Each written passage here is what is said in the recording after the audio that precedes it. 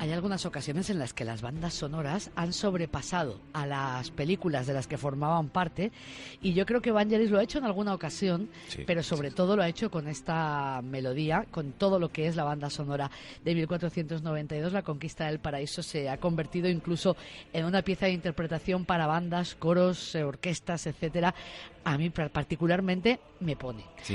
Así es que Vangelis tiene lo que tiene y bueno, tiene también la banda sonora de Blade Runner, que es sí, otra y de la de Carros de Fuego, no, sí tiene muchas, míticas. pero esto Qué gran compositor. para mí es algo más. Y bueno, los oyentes intuirán que esta canción tiene algo que ver con Que la hablamos de entrevista. aventuras, ¿no? Sí, claro, hablamos Imaginamos. de aventuras, de aventuras además allí en aquellas tierras que se descubrían que eran indómitas y desconocidas para lo que sería, llamémosle la civilización europea moderna, ¿no? De aquellas épocas.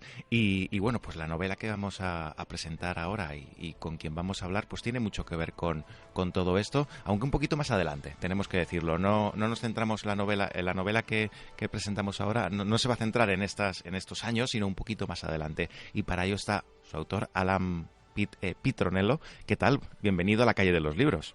Hola, ¿qué tal? Hola, Alan, buenas tardes. Encantado de estar aquí. Bueno, Pues tenemos con nosotros al 8º premio de novela histórica Ciudad de Úbeda, con la segunda expedición de Pamies. Y como decíamos, bueno, pues todo el mundo conoce esta banda sonora, 1492, Alan, pero tú te vas un poquito más adelante, te vas a la villa de Santiago de Cuba bueno, lo que sería el 1518, ¿no? Empieza tu novela. Ahí estamos. Exactamente, sí. ¿Qué nos Más encontramos? adelante, Cuéntanos. por cierto, la banda sonora de Vangelis es tremendamente inspiradora, ¿eh? Lo es verdad, sabemos. es verdad. Tengo que reconocer que alguna vez la he utilizado para sumergirme, ¿no? Sí, Pues sí. estamos en la villa de Cuba en 1518 y es, digamos, los primeros momentos de los primeros pobladores, ¿no? De los primeros colonos. Y básicamente, pues la historia va de esa expedición que descubre la isla de Yucatán, porque por ahora es una isla, no se sabe que eso es un continente, y es la expedición previa a la gran gesta de Hernán Cortés. De ahí que la expedición de Hernán Cortés sea la tercera. Hombre, tenemos aquí una novela histórica de las clásicas, de las que a todo fan de la novela histórica le va a gustar. ¿Cómo ha sido cómo decidiste hacer esto? ¿Qué encontraste? ¿Qué viste? ¿Qué dijiste? Aquí hay una novela. Pues a ver, a mí desde siempre me han gustado las novelas de aventura, sobre todo si eran novelas rápidas, si son novelas dinámicas, que tienen muchos personajes, ¿no? Y la verdad es que como historiador también el momento clave, ¿no? de lo que fue la historia del siglo XVI en América y tal, es precisamente esto, ¿no? Antes de la conquista de Tenochtitlan y todo esto. Por lo tanto, vi que en este momento podía poner una historia, una aventura, ¿no? De un encuentro de culturas, de un encuentro de mundos. Decías que te gustan las novelas históricas rápidas y con muchos personajes. Es que la historia siempre tiene muchos personajes. En este caso, ¿cómo has jugado tú con ellos? ¿Cuál es, digamos que qué juego has hecho entre personajes más o menos reales y personajes que son de tu cosecha? Pues mira, te reconozco que estuve casi 2 años, más o menos, sin ponerle ni una sola línea de diálogo ni a Pedro Alvarado, ni a Hernán Cortés, ni al gobernador Velázquez, porque, claro, uno se siente pues en la responsabilidad frente al lector, ¿no? De querer hacer las cosas bien. Entonces, el proceso de investigación fue muy largo, fue muy arduo, de tener que sumergirte un poco en la personalidad de cada uno, ¿no? Para poder llegar a conocerlos y hacerlos tuyos. Y bueno, finalmente, claro, con los personajes ficticios, digamos, esos, en mi opinión, son los personajes que tienen que guiar la historia y son los que te cuentan a los otros personajes reales. Claro. Y en este caso ya nos centramos en lo que es la historia en sí misma. Aquí tú dices en la novela, arrastrado por una profecía, una revelación llevará a Martín a descubrirse a sí mismo y a hallar un imperio indómito al otro lado del mar. Cuéntanos, ¿cómo empieza todo esto? Bueno, es interesante. Sí, es muy interesante. Martín del Castillo es el protagonista de la historia. Es un chico que tiene 18 años y aspira en el momento de alcanzar la adultez, ¿no? E intenta demostrar, pues como todo hombre, que está preparado para enfrentarse a la vida, ¿no? Y la novela cuenta un poco eso, que es el viaje del héroe, es el viaje de una historia, de una aventura de Martín que él no se espera, porque realmente, como dice ahí la sinopsis, ¿no? Él se ve inmerso en un asunto de honor y de pronto pues pierde la casa, pierde todo lo que él esperaba obtener ya en breve, ¿no? Y se ve obligado a tener que acudir a una expedición para poder ganarse la vida. Lo que ocurre es que en esa expedición pues vivirá una aventura que, como he dicho antes, no se espera. Y es su propio viaje, ¿no? Además del viaje digamos, de aventura, ¿no? También es un viaje interior. Es un viaje donde él mismo se pregunta y dice, pues a lo mejor no hay un solo Dios.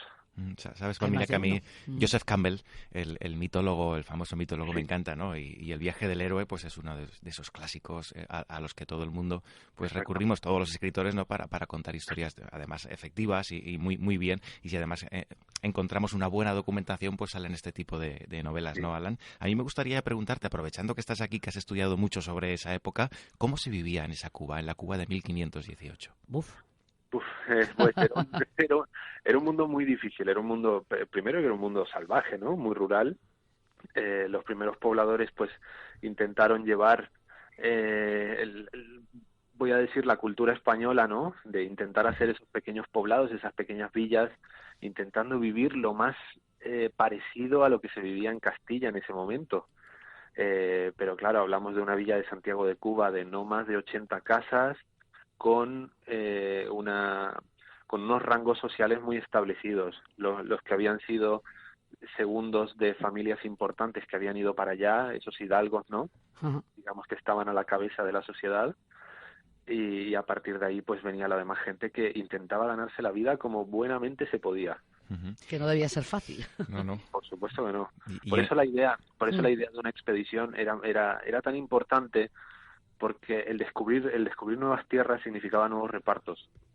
Uh-huh. Y de ahí una oportunidad de ascenso. Sí, los descubridores tenían derecho de alguna forma respecto a las tierras que descubrían, entiendo. O bueno, no sé si así la corona lo decía o algo así, supongo que era algo así. Siempre que la corona, las tierras se descubrían en nombre del rey o de Exacto. La reina, en nombre de la corona. Siempre que la corona se llevara su quinto real, que era la porción. Lo demás se lo podían quedar, ¿no? Claro, era la quinta parte, a partir de ahí pues se lo quedaban según se había organizado. Y si el gobernador había pagado la mitad de la expedición, pues la mitad correspondía a él, ¿no? En esta época viajar, Alan, supongo que no es como ahora que coges un Ryanair y te plantas en cualquier parte de Europa, por supuesto, esto era vida o muerte, por supuesto. Esto era la cosa de la aventura real, la del descubrimiento, auténtico. El peligro, el jugárselo todo, ¿no? Exactamente, sí. Y los medios eran, vamos, los que describes, ¿no? Eran medios muy, muy rudimentarios y a vida o muerte. Exactamente, y además también se producía otro efecto, ¿no? Que era, yo lo cuento ahí en la novela, aparece reflejado creo que bastante bien. Es el hecho que en la propia villa existían muchas rivalidades entre hidalgos, todo, porque al final, al haber una pequeña corte, pues todo el mundo quería ascender.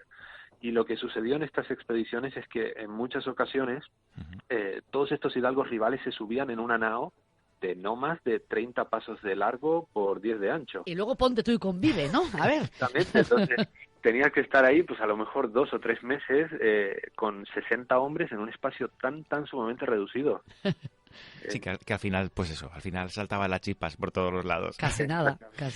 Pues no, terrible. Pues bueno, Palmira, tenemos aquí una novela de aventuras. Me apetece muchísimo. Además, es curioso, ¿no? En este tiempo de distopias de futuro, pues todavía hay escritores que se trabajan muy bien el pasado para hacernos vivir ahí la aventura máxima, ¿no? Como puede ser en esta novela. El jurado te ponía muy, muy bien, ¿eh? O sea que tenemos que echarle mano a la novela ya. Sí, la novela gustó mucho, la verdad. Estoy muy contento. Bueno. Además que fue un proceso muy largo, entonces para mí fue, pues eso, un alivio también. Es como un parto. Es la primera, ¿no? Entiendo. Sí, bueno, es la primera que publico, pero de este proyecto pues tardé en total 8 años. Entonces, para que vean los oyentes pues que hay que tener paciencia para escribir novelas, pero bueno, después tiene uno su recompensa. Supongo que, Alan, a raíz de este premio, este éxito, pues ya tendrás estarás preparando otros proyectos. Sí, ya para el año que viene esperamos que ya salga el siguiente. Muy bien.